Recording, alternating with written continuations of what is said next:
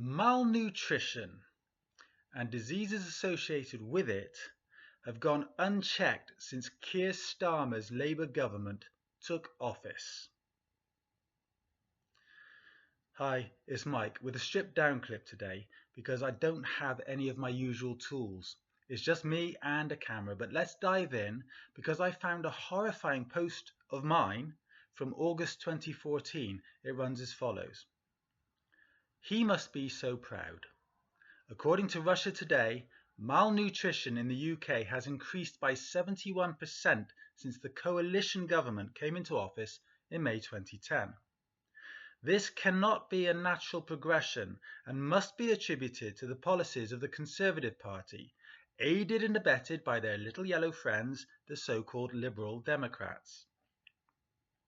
The gist is that people don't have enough to eat as cuts become more severe and living costs escalate.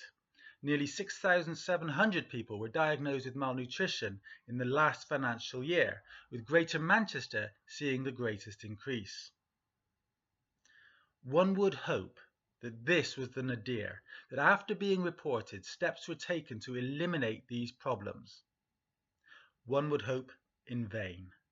Between August 2014 and July 2015, there were 7,366 hospital admissions for malnutrition, primary or secondary diagnosis, compared with 4,883 in the same period 2010 to 2011. That is an increase of more than 50% in just 4 years. More recent data from 2023 show a continued upward trend. Tens of thousands of people now receive hospital treatment for malnutrition or related nutritional deficiencies annually. According to the most recent national survey by BAPEN, B-A-P-E-N, 45% of all adults screened across health and care settings were found to be at risk of disease-related malnutrition, the highest figure since screening began. Malnutrition remains especially common among older people.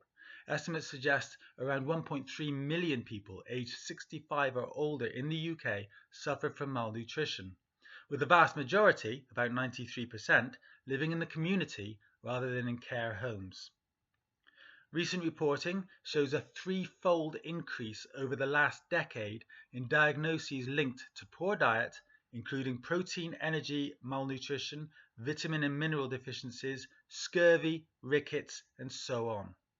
For example, admissions for iron deficiency more than doubled between 2013 to 14 and 2022 to 3.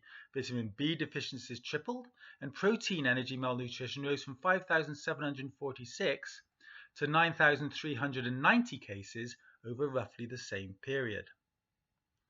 A 2025 national analysis with a large cohort documented a significant increase in hospitalized cases of scurvy and severe malnutrition. Many observers now describe this as a return of diseases of poverty, undernourishment, poor diet, vitamin deficiency, often linked with low income, food insecurity, and the rising cost of living. There was a dramatic resurgence of scarlet fever in England starting in 2014. Notification rates increased roughly threefold between 2013 and 2014, from about 8.2 per 100,000 to 27.2 per 100,000. Hospital admissions for scarlet fever also increased nearly 100% between 2013 and 2016. Has anything improved? Well, this is more sobering still. Overall, there is little evidence of a sustained improvement since 2014.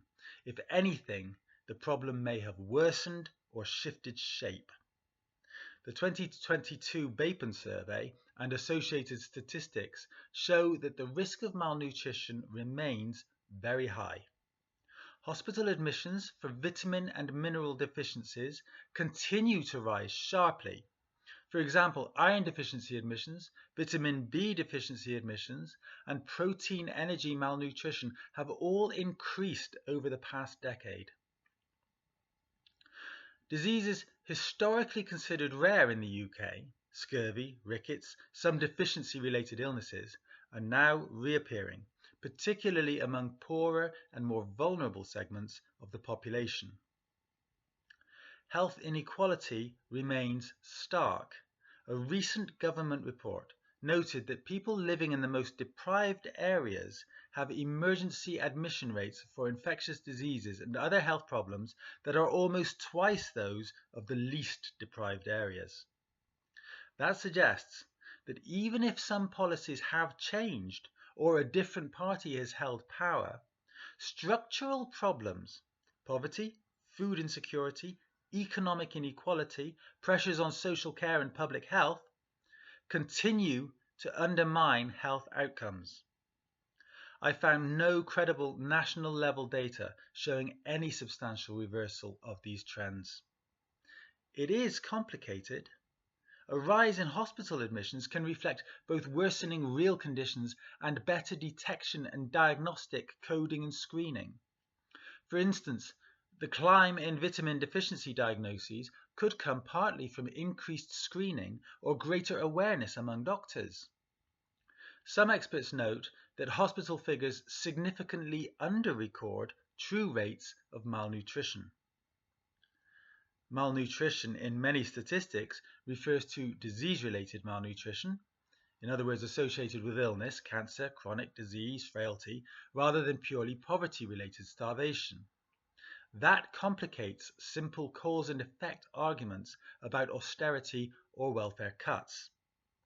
Because prevalence is still high and the socio-economic and demographic pressures remain, like our aging population, the cost of living crisis, and inequality, even if some small-scale policy changes have been made, structural problems persist. My 2014 post correctly identified a real and worsening problem: rising malnutrition, increasing nutrient deficiencies, and a resurgence of some illnesses linked with deprivation and poor diet.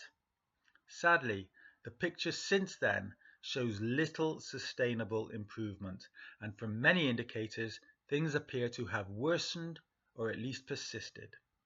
There has been no broad nationwide recovery that would show that health for the poorest has been substantially restored. The issues remain serious, especially for the elderly, for people in deprived areas, and for those reliant on benefits or low incomes. The question now is, what has Labour Health Secretary Wes Streeting been doing for the past year and a half?